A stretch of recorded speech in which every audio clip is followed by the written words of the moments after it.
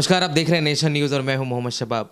अभी हम बैठे हैं, चुनावी दौर है। इस चुनावी दौर में सन ऑफ मल्ला यहाँ बैठ के किस तरीके की रणनीतियाँ कर रहे हैं, किस तरीके से इलेक्शन को देख रहे हैं और किस तरीके से जो चीज़ें चल रही हैं फिलहाल ट्विटर पे पोस्टर पे चल रही हैं, किस तरीके से उसको देख रहे हैं, हम बात करेंगे सन ऑफ मल्ला से। पहले सर बहुत बहुत शुक्रिया सर नेशन न्यूज़ में आपका। चलिए, बहुत बहुत धन्यवाद आपको भी। सर कैसा है सर चुनावी सभा सर फिलहाल अभी? देखिए, एक्चुअली हम लोग चुनावी रंग में एक्चुअली सच बोला जाए तो हम लोग नहीं उतरे हैं। अभी हमारा जो उद्देश्य है कि जो खास करके बिहार में जो प्रवासी मजदूर आए हैं वो बहुत सारे तकलीफ से जूझ रहे हैं, उनको किस तरीके से सहायता किया जाए तो उस पर हम लोग अभी तक पूरी तरीके से उसी पे हम लोगों का फोकस है।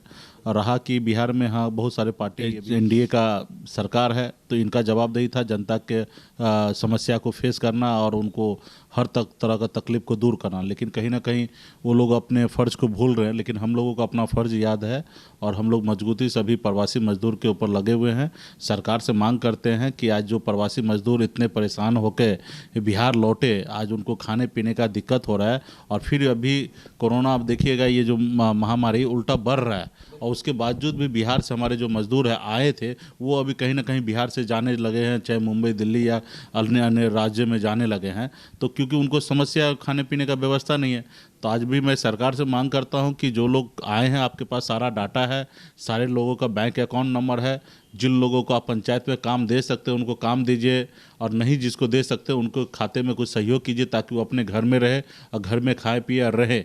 और ख़ास करके बिहार सरकार को अभी भी इस पे कम से कम ध्यान देने की आवश्यकता है। जो प्रवासी मजदूर आए हैं और रिटर्न जा रहे हैं उनको रोकना चाहिए, क्योंकि अपने राज्य में रहे, नहीं तो फिर अभी कोई हालत तभी कोई ठीक नहीं है कि किस समय में क्या सरकार डिसीजन लेंगे, क्योंकि प्रतिदिन एक बड़ा आंकड़ा जो है रोज़ बढ़ रहा है भारत में। अभी 3.25 लाख से प्लस मतलब हम लोग बिहार में आंकड़ा हो चुका है, दुनिया में टॉप 10 में हमारे कंट्री आ चुका है। तो कहीं ना कहीं सरकार को इस पे देखना चाहिए। रहा चुनावी, जब चुनाव आयोग की तरफ से डिसीजन हो गया कि बिहार में चुनाव होना है टाइम पे, तो निश्चित तौर पे हम लोग पॉलिटिकल पार्टी है और निश्चित तौर पे हम लोग ऐसे सरकार को हटाने के लिए हम लोग भी मैदान में उतरेंगे। लेकिन वो हम अभी तक हम लोग प्लान नहीं कर पाए हैं, लेकिन बहुत जल्दी हम लोग भी इस चीज़ पे आएंगे। सर एक बहुत अहम सवाल सर, नीतीश कुमार जहां कह रहे हैं कि जो मजदूर बाहर से आए हैं उनको हम जाने नहीं देंगे, उनको हम इसी घर में व्यवस्था करवाएंगे, मगर उन्हीं के मंत्री कहते हैं कि उनके आने से नोच खसोड़ बढ़ सकता है। अब देखिए, सरकार दिवालिया हो गया, ठीक है। इस सरकार के पास कोई विज़न नहीं है, विकल्प ये नहीं है। 15 साल सरकार में रहे हैं, लोगों को रोज़गार नहीं दे पाए। यहाँ जो अभी युवा है सब बड़े संख्या में 40-50 लाख दूसरे राज्य में जाके रोज़गार कर रहा है, टेम्पोरेरी काम कर रहा है। तो इस सरकार के पास विजन नहीं और अभी एक दूसरे को कहाँ से रोज़गार दे पाएंगे, ठीक है। सरकार के पास मतलब इनकमिंग होना चाहिए और इनकमिंग के लिए बिहार सरकार अभी तक ना कोई फैक्ट्री लगाए ना कोई बड़ा उद्योग लगाए हैं, तो फिर कैसे होगे। तो मतलब ये सिर्फ बोलने वाली बात है। चुनाव का साल है, चुनाव के साल में जो बोल दे, खास करके आपको पता ही है माननीय नीतीश कुमार जी खास करके आपदा को है ना वो बेनिफिट में बदल लेते हैं। तो मतलब कह सकते कि अभी ये समय है, वो चाहेंगे कि इसको हम ये कर ले, क्योंकि प्रवासी मजदूर जो अभी आए हैं उनको मालूम है कि ये लोग परेशान हैं, हमको आने वाले समय में वोट नहीं देंगे, तो ये चाहते हैं कि ये चले जाए।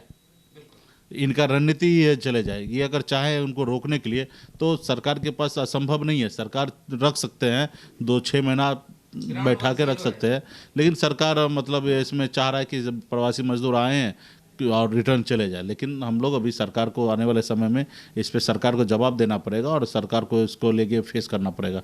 एक आखिरी और अहम सवाल, वीआईपी पार्टी मतलब आप प्रवासी मजदूर के लिए क्या कर रहे हैं? प्रवासी मजदूर के साथ कंधे से कंधे खड़ा है। नहीं तो अभी हम लोग हमारे पार्टी के स्तर पे जितना लोगों को हो सका उतना हम आर्थिक मदद हम लोग किए हैं और लोगों के बीच में हैं। सरकार से हम डायलॉग डिलीवरी कर रहे हैं कि वो सब सारे चीज़ देखे। आज जब हम लोग एक्शन में आए तब सरकार कुछ भी किए, नहीं तो सरकार तो हाथ उठा लिया था प्रवासी मजदूर को लाने के लिए, पहले ही कह चुका था। तो हमारे पास व्यवस्था नहीं है, तो कहीं ना कहीं हम लोग घेरे सरकार को। तब सरकार को समझ में आया कि ये विपक्ष इस पर भारी गिर रहा है, तो कहीं ना सरकार भी डिसीजन ले रहे हैं। तो हमारा जो काम है विपक्ष का, सरकार को आईना दिखाना, उनको जो गलतियां है उनको दिखाना, तो वो हम लोग निरंतर करेंगे।